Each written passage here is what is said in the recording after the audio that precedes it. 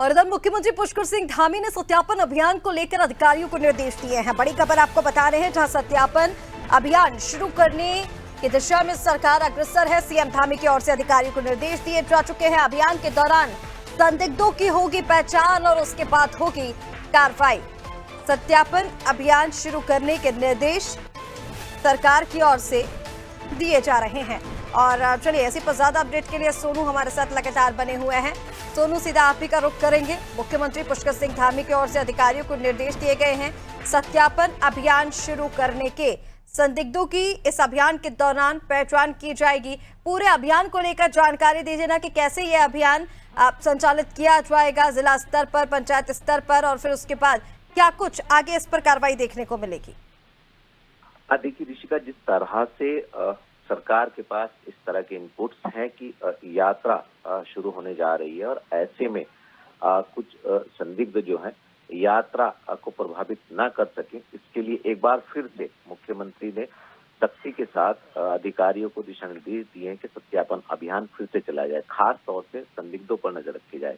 प्रत्येक जनपद में और तहसील स्तर पर ये सत्यापन अभियान चलाया जाएगा।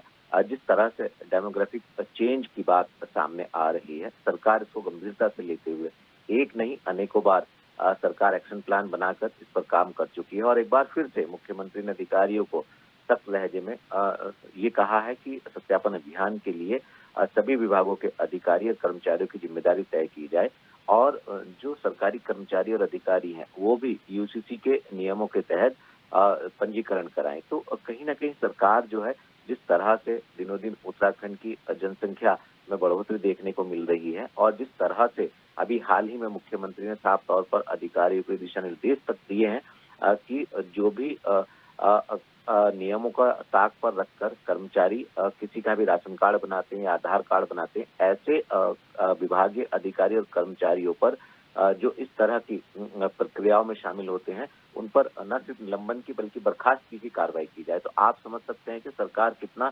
गंभीरता से इस दिशा में कदम आगे बढ़ा रही है। और ऐसे में एक बार फिर से मुख्यमंत्री का अधिकारियों को ये दिशा निर्देश देना कि फिर से सत्यापन अभियान चलाया जाए और जो भी संदिग्ध हैं उनकी धरपकड़ की जाए। और गंभीरता से जब पुलिस प्रशासन और संबंधित विभाग के अधिकारी सत्यापन अभियान चलाएंगे तो निश्चित तौर पर जो सरकार का उद्देश्य है वो साकार हो सकेगा। उम्मीद यही की जा रही है कि मुख्यमंत्री के दिशा निर्देश के बाद एक बार फिर से संबंधित विभाग के अधिकारी, खुफिया तंत्र, पुलिस प्रशासन और जो विभाग के अधिकारी हैं, कर्मचारी, वो एक एक्शन प्लान के तहत जो सत्यापन अभियान चलाएंगे और संदिग्धों की धरपकड़ करेंगे।